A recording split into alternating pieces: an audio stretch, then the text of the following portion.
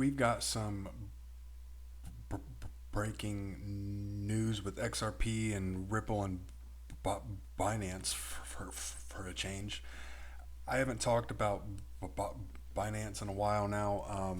I'm of the opinion that things like Binance and Tether and FTX are all very closely related, and all of them are being propped up in very questionable ways just because of the newness of the crypto space and that it's not really financially mature yet. And we are still working with a largely speculative crypto economy at this point in time. But I do think that the uh, worst actors will eventually get shaken out, and that will take regulatory clarity.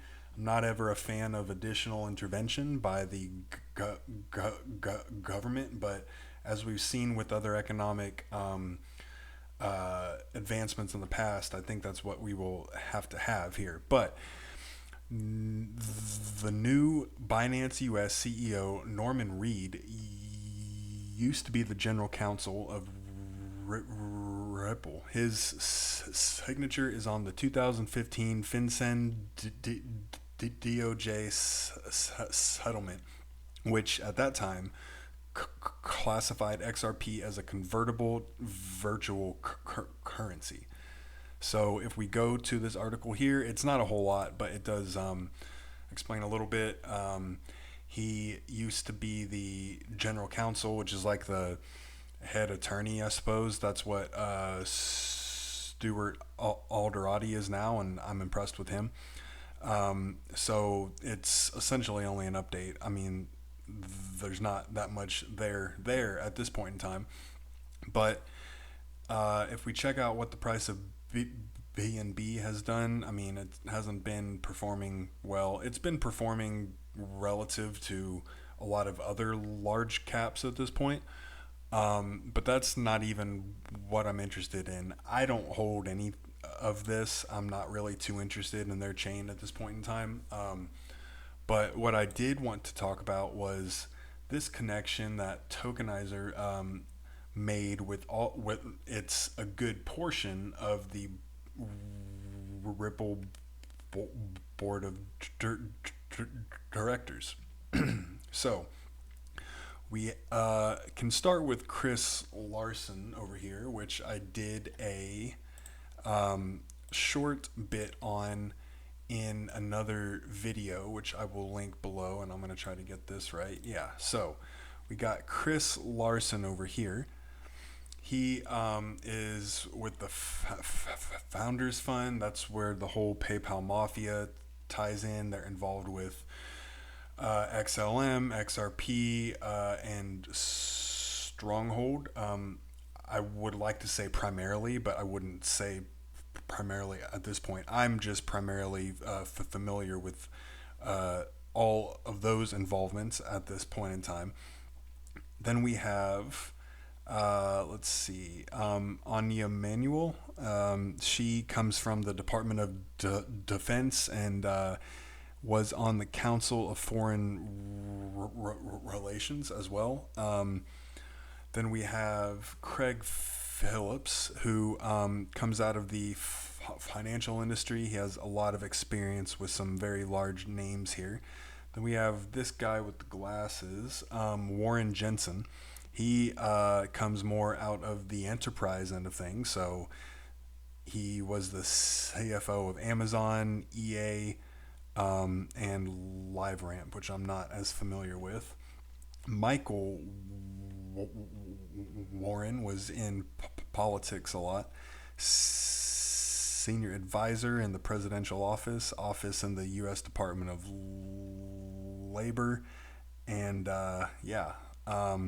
we've got Rosie Rios, who I think we're all pretty familiar with at this point. She was the 43rd U.S. Treasurer, and she was in the Department of the Treasury most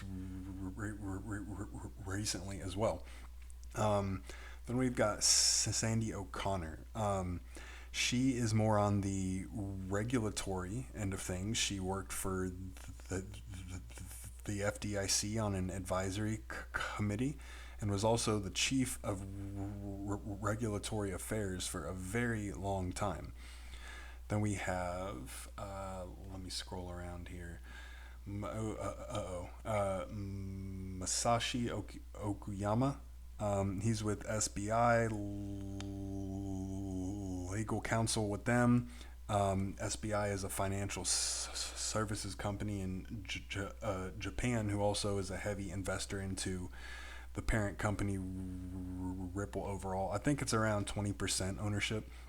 So we went around this ring here, and I'm just wanting to see or show that Ripple itself is again tied into many other entities, tied into many other projects, and they're tied into the overall transfer of value and money and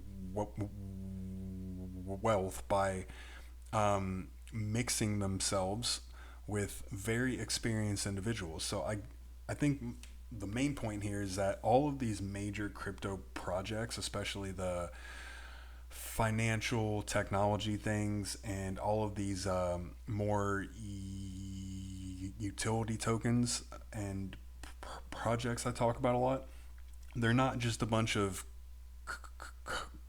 coders out of a basement who have a good idea. They're all seasoned industry professionals who have the experience and the know-how to know what has to be changed to make things more efficient. And I think even more importantly, they have the connections from their experience that will help them to work into being a disruptive technology and to get crypto into the conversations for the next transition of our economy as a world. So it was a pretty short one today, but I thought that was important enough, especially with the news of the Binance US CEO. I think that's very interesting. I don't think that they're about to try to purchase Binance or anything. I don't really think that they have to. They already acquired an exchange. But I just think it's really interesting that Ripple, XRP, XLM, the SDF, they're all tied into the same things with the same people who are very, very experienced and very, very connected as well.